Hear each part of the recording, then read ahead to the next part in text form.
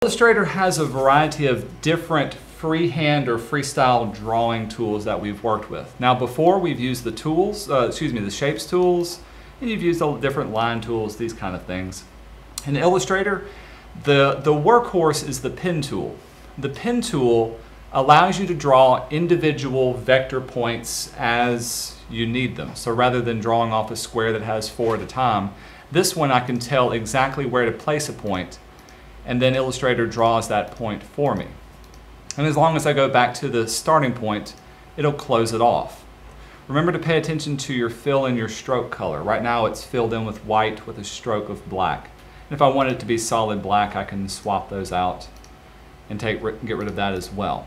Also with the pen tool, if you needed to make curves, I can click. When you click and drag, I get my handles. What are the name of those handles? Do y'all remember? French word.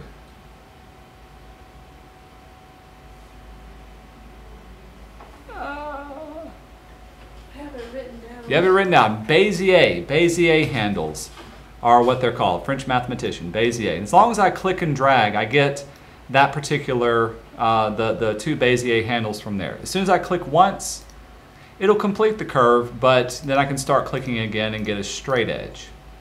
And so now I've got free forms that look like this. Here's another great keyboard shortcut to remember. I think this is even on your quiz.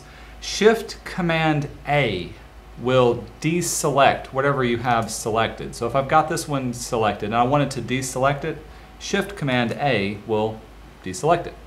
By the way, Command-A will select everything. So think of it as Command-All, and it will select all of it. The other kind of tool that we'll be using, specifically in this first project, are your your pencil tools. The pencil tool comes with some options. Now with the pencil tool, I don't have to click point by point. I can actually swap back over, just click and draw around, and I get a blue line that it'll follow, and when I let go, it fills in the vector points for me. So it comes in very, very nice, very handy. And like I said, if you're using a stylus, I can actually sit and draw free form or do writing very, very easily with this as well. The pencil does have some options, and in your book, for those of you who figured this out, the options are going to be kind of confusing to what you have to do for the flame. There was actually a problem.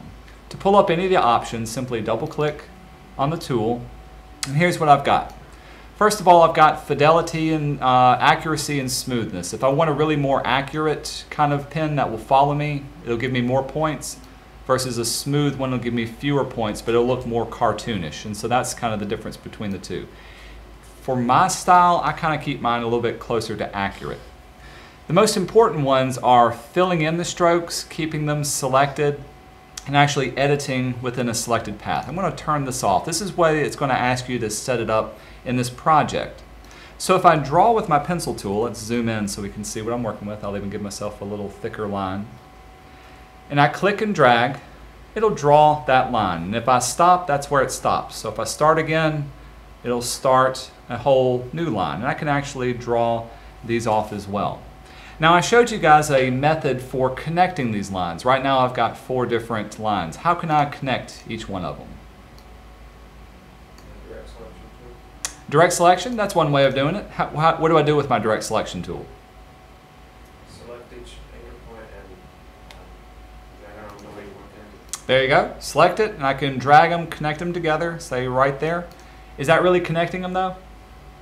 I still got 2 different lines. What am I missing? What do I need to do with those 2 points? Group them. Object and group? Not necessarily. Do you remember about the path? And join. I need to join them together. Command J. With this, now they're officially joined. Hey, I've got a little spike right there. Let me explain that spike.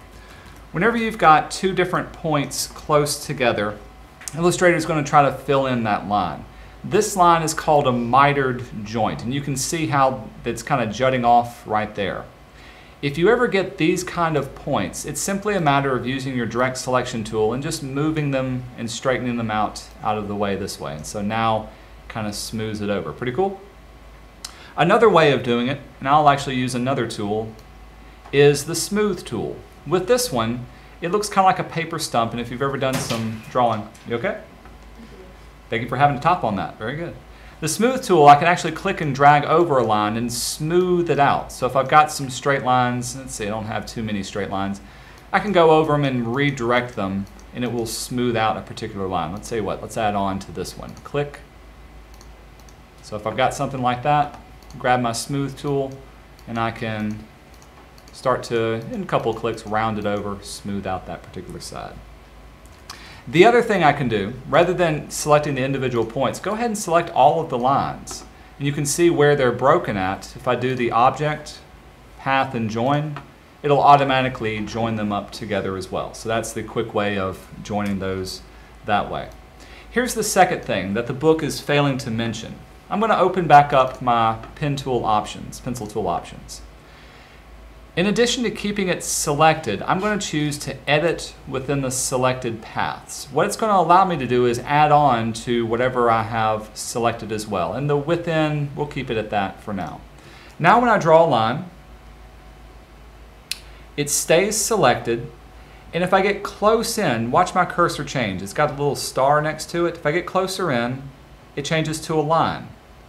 If I'm close enough to it, I can actually click and keep dragging and it automatically connects in with that line. I don't have to go back and reselect it. All I have to do is pick up where I left off. Now if I'm too far away, as right here, it will start drawing another line from this angle. So this is where the editing within a certain amount of pixels, if I bring that up to within 20 pixels, I can actually get farther away, this far away, and still be able to connect to it as well. Your book is going to tell you not to do this. If you want to just go ahead and edit with them, that will actually save you a little bit of trouble. What people are running into is they're trying to, I'll open up my pen tool options again, unselect it. They're drawing off the flame, which would look something like this, multiple lines. Mr. Ivy's doing a horrible job drawing this flame. There's my flame.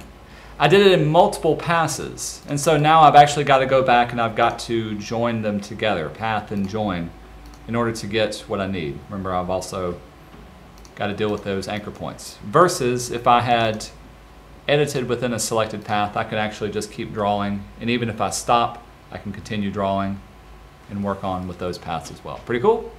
Any questions on that? I'm going to show you one last little thing in dealing with the Pathfinders and working together. I showed you the Pathfinder box. I don't see it open up here, so I'm going to go to Window, down to Pathfinder. What does Pathfinder allow us to do?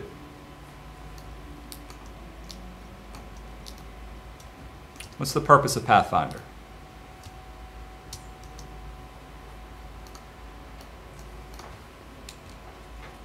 What did you use it on for this project?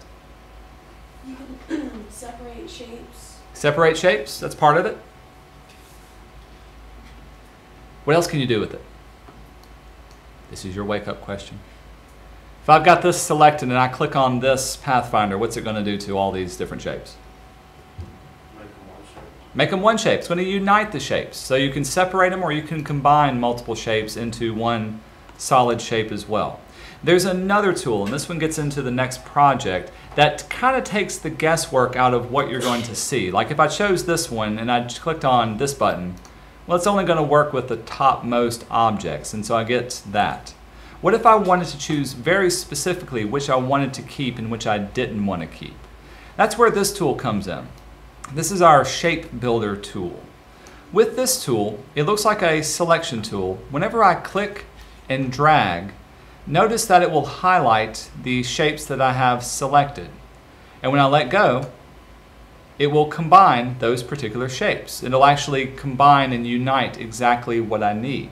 So if I wanted to, I can create a shape that looks more like this instead of combining the rest of them. If I wanted to delete away certain shapes, first of all, we do have to have it selected.